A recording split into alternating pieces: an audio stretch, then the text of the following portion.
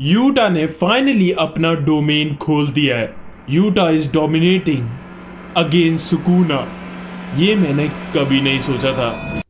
तो jujutsu Kaisen के chapter 249 के स्पॉयलर्स आ चुके हैं और मैं इतना वाइट सच के इसलिए बैठा हूं क्योंकि यूटा ने इस चैप्टर में धमाल मचा दिया है।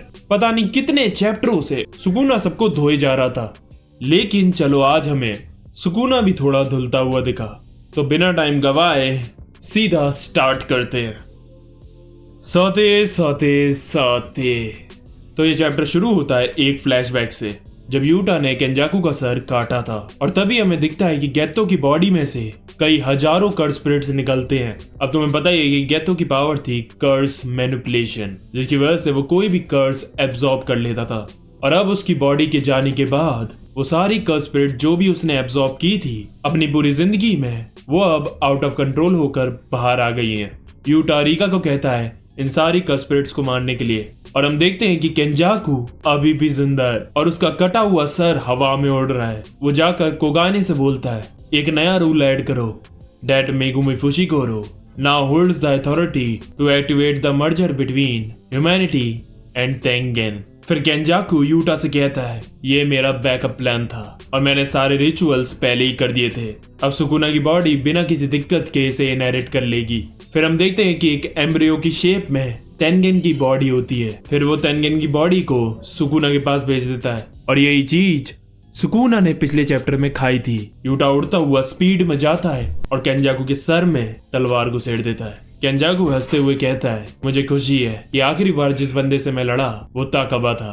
ऐसा नहीं कि उसके साथ बैटल में मुझे 1000 सालों में सबसे ज्यादा मजा आया, लेकिन ठीक था। अब तुम्हारी बारी है यूटा। फिर हम वापस प्रेजेंट में आ जाते हैं जहाँ king of curses versus queen of curses की बैटल चल रही होती है। यूटा नोटिस करता है कि सुकुना की रिवर्स कर्स टेक्निक का आउटपुट स्टेबल हो रहा है। इस हिसाब से तो ये कुछ ही देर में ये फिर से अपना डोमेन एक्सपेंशन यूज कर सकता है। और सबसे बड़ी बात, हिगुरामा मर चुका है और ये सब इसीलिए हुआ क्योंकि मैं यहाँ नहीं था। यूटा खुद पर ही सेल्फ डाउट करने लग जाता है कि अगर मैं इनके साथ रहकर इनके एक्सिक्यूशनर स्वॉर्ड वाले प्लान में मदद करता तो शायद सुकुना मर सकता था और केंजाकू को मारने के लिए मैं माकी को भी भेज सकता था, लेकिन मेरी जिद थी कि मैं ही केंजाकू को मारूंगा। अब यूटा की ये जिद इसलिए थी क्योंकि इसने अपने गोजो सेंसे को वादा किया था कि आपको अपने दोस्त को दोबारा मारने की जरूरत नहीं पड़ेगी। लेकिन फिर यूटा सोचता है नहीं, अगर मैं केंजाकू को मारने नहीं जाता तो जो उसकी हजारों कर्स स्पिरिट्स निकली थी वो आसपास के शहरों को तबाह कर देते, जैसे शिबुया के वक्त हुआ था। उन स्पिरिट्स को मारने के लिए रिका-चान की पावर की जरूरत थी। फिर यूटा अपनी तलवार घुमाता है और सुकुना उसे हाथों से यूं पकड़ लेता है जैसे कोई खिलौना हो। यूटा एक चीज नोटिस करता है कि सुकुना ने उसकी तलवार अपने हाथों से डायरेक्टली नहीं पकड़ रखी, बल्कि अपने छोटे छोटे स्लैशेस से अपने हाथ पर एक कवर बना लिया है, एक चेनसो जैसा। अब देखो जैसे हम ग्लव्स पहनते हैं तो अब हम किसी भी चीज को डायरेक्टली नहीं छू सकते अपने हाथ से, लेकिन उसे पकड़ सकते हैं। फिर रिका सुकुना के पीछे से अटैक करने आती है जिसे वो अपने हाथ से रोक लेता है और मौका देखकर यूटा अपनी तलवार छोड़ देता है और कस के सुकुना के पेट में घुसड़ मारता है जहां उसका मुंह बना हुआ था।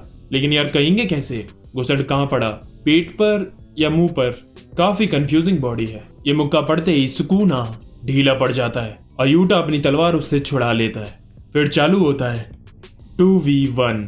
याद है 3v1 करा था इसने गोजो के सामने। भाई यूटा एकदम आज्ञाकारी शिष्य है, सारे चुन चुन के बदले ले रहा है अपने सेंसे के।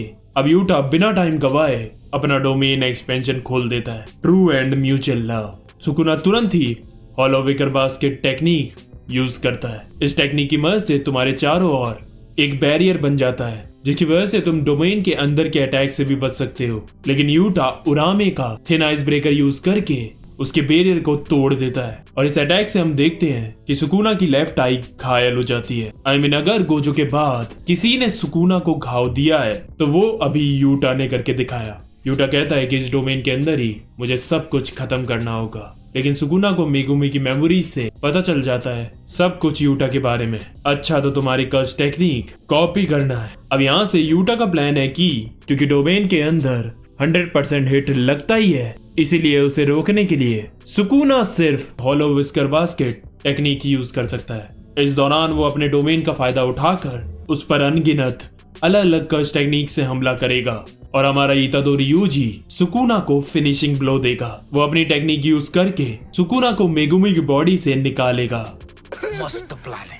और मुझे लगता है कि यही यूजी की नई कर्स टेक्निक है जिससे वो सोल्स को मैनिपुलेट कर सकता है। और सुकुना फिर हंस के कहता है, चलो आखिरकार तुम्हें भी एक रोल मिल ही गया कुछ करने का। यार इस लाइन में तो सुकुना भी मूव कर रहा है, यूजी को इनडायरेक्टली रोस्ट कर रहा है कि चलो मेन कैरेक्टर को भी अभी कोई ढंग का काम दिया है करने को। और यहीं ये चैप्टर खत्म हो जाता है। और नीचे लिखा हुआ था लास्ट में, the old and new main character strikes together.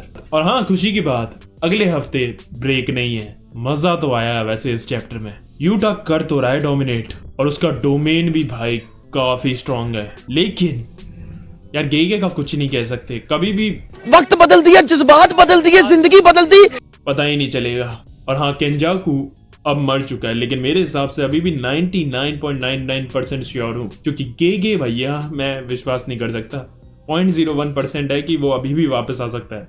यार वैसे हमें लग रहा था कि केंजाकू ही मेन विलन है। तुम्हें क्या लगता है ये एंड है? ये दोनों मेन कैरेक्टर्स मिलके सुकुना का अंत करेंगे? देखो यार, मुझे तो अभी भी लग रहा है कि गोजो वापस आ सकता है, बाकी गेगे की मर्जी। वीडियो अच्छी लगी हो तो लाइक करना। तुम्हें कैसा लगा ये चैप्टर कमेंट करना। और हाँ, आगे चैप्टर 250 में क्या क्या हो सकता है अपने थॉट्स बताना। आज के लिए बस करते हैं। आरिगातो।